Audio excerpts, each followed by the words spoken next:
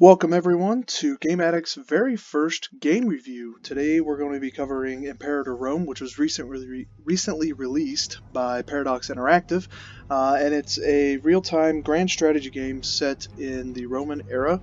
It's somewhat similar to Rome 2 Total War, but it's going to have the Paradox spin on it, so it's going to be a little complex.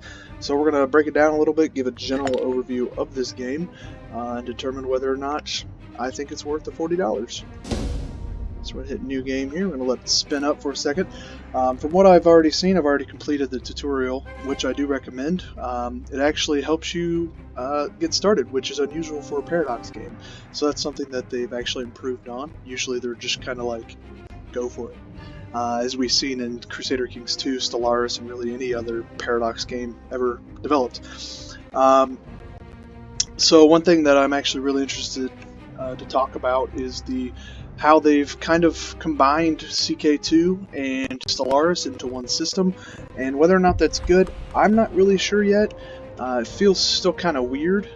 Here's the general map, and there's quite a few locations that you can actually choose from, and they've actually introduced colonization in here, which is definitely an interesting topic here, like right here in this belt, I'll call it. No nation is actually in that area, but you can settle it, so it's interesting. As always, with any sort of Rome game, the first time you play through, you gotta play as Rome. There's no other ifs, ands, or buts about it. Okay. So to start, kind of talking about the resource system that they've developed, it's somewhat similar to Stellaris in that you've got energy credits, you've got your raw materials, and your influence and those kind of things. It's kind of like the same here, but instead now we've got the treasury, which is what you're going to be spending on. You're going to be spending your gold on things. You've got your manpower, which is the amount of people that you can actively recruit to your military, which is an interesting take. And the only way to really increase that is to build training camps in the regions that you own, which we'll talk about the building system and why I'm not really a big fan of it in a minute. You got military power, civic power, oratory power, and religious power, as well as stability of your regions. And basically all those have a little different little perks. For example, the religious power is somewhat like the edict system of Stellaris in this game, where you spend your religious power that you get over a period of time. You spend it basically on what you want to improve. So if I want to improve my national manpower, just go with that one, and it lasts for a specific time. And at the end of the time, you can get a different edict, effectively is what I'm going to call it. Technology. So you get a certain amount of research points every month that you're playing the game. Not in real time, game time. That'd be bad. But basically, you can choose one of these. You can choose any of these, or all of them, if you have enough culture costs, or civic power, sorry. If you got enough civic power, you can buy these. So for example, this one's actually pretty good.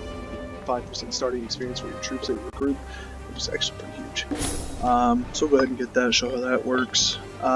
Scorned families, so they've kind of brought some of the CK2 mechanics into this game, whereas, like, for example, the characters. Each character has a happiness rating, a loyalty rating, how prominent they are in your society, whether or not they're corrupt, their health, how old they are, how much wealth they have, and then you can befriend these people, banish them, hold a triumph, imprison them, etc., etc.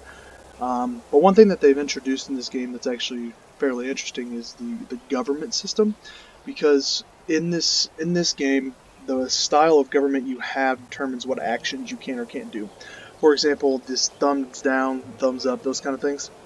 All the decisions that you make actually have to go through the Senate in Rome, as a Roman emperor, and so it's definitely interesting that they've added that little mechanism in the game that restricts what you can do based on the type of government that you have. Military, you can see that you get military advancements based off of how much military power that you have, and that's just collected over time, like the gold and everything like that. Here you can see the different types of, or your government, and you can see the laws that you have, those kind of things. So it's kind of like a CK2 system mixed with a Stellaris system as far as like population management goes and edicts and those kind of things.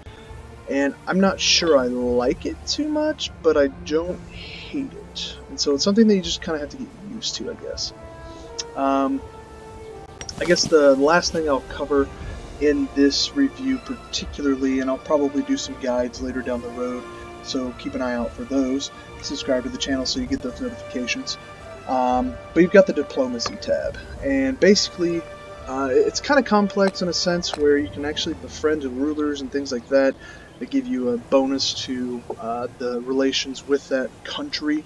You can form alliances like you can in really any other game, defensive leagues and those kind of things. And one of the interesting aspects of this game is you can go from like a local power to a regional power to an empire, kind of like what you can do in CK2 with the de jure empires and those kind of things, which changes the diplomacy scene, which is definitely an interesting mechanic that they've added.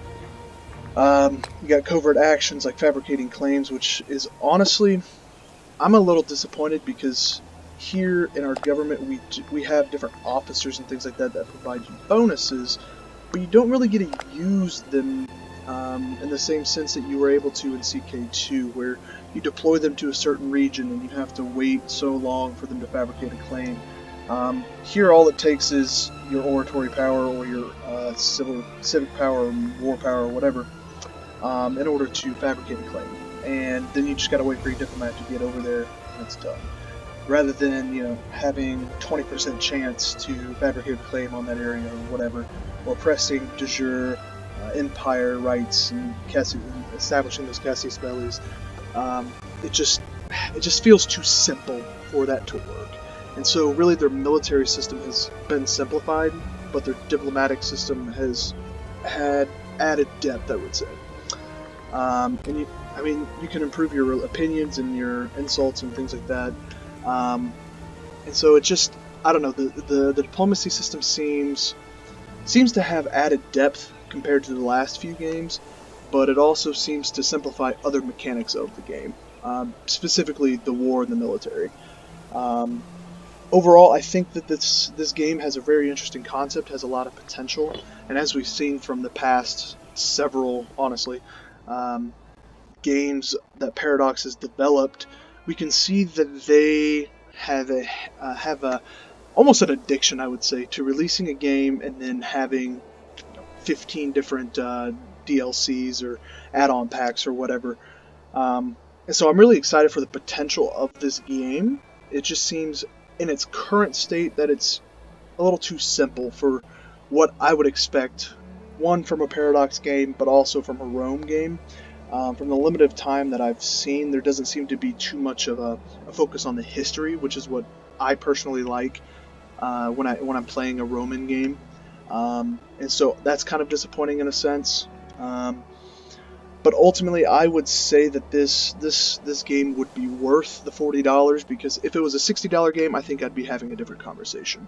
But because the base game is only $40, and Paradox has a history of improving the game over time and sticking with the development of those games, I think that this $40 would be well spent. Of course, you know, that's on your own. That's on your own terms. It's on you to decide.